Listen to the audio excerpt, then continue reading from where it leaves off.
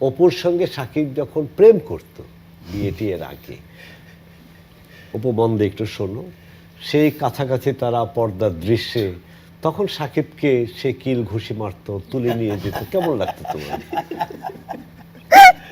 আসলে এটা যেহেতু সিনেমা, সো আমি তো জানতামই। এবং আজকে শাকিব খানও এটা বলবে, আজকে শাকিব হয়তো যুক্ত হলে বা থাকলে ভালো লাগতো। আমার মনে আছে আমি, মিশা ভাই এবং শাকিব আমরা প্রথম একটা দেশের বাইরে শো করতে চাই, সেটা ছিল কাতারে।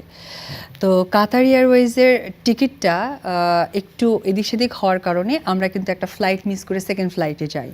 তো আমার মনে আছে যে মারহাবা একটা লাউঞ্জ আছে, তো সাকিবও প্রচুর খাওয়ার পটু, ভাইয়াও কিন্তু, কারণ ভাইয়া পুরান ঢাকার, দুইজন যখন খেতে বসে ভাইয়া, এখানে আসলে আর কোনো সাকিবকে অনেক খায় যখন মানে খেতে বসবে, তখন মনে করেন মারহাবা আমার লাউঞ্জে অপু খাবার মানে বিরিয়ানি আমার, ওর আরো 3-4 আচ্ছা জনের। আচ্ছা ও যদি স্টার্ট করে ভাইয়া মনে তাহলে আছে? ওর আমার চেহারা দেখে ও শেষ। আচ্ছা।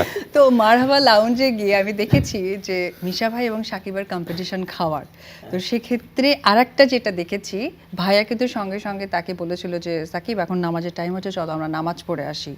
তো এই মানুষটা 5 ওয়াক্ত নামাজ পড়ে, কিন্তু আমি এই মানুষের কাছে আমি তখন শুনেছি যে 7 ওয়াক্ত নামাজও উনি আদায় করেন সুযোগ সুবিধা মোতাবেক, যেহেতু আমাদের শুটিং শিডিউল অনেক সময় 12টা 1টাও বেজে যায়। তো আমি একটি কথাই বলবো যে আসলে মিশা ভাই একজন সফল বাবা, প্রথমে সন্তানদের জায়গা থেকে সফল স্বামী, সফল অভিনেতা।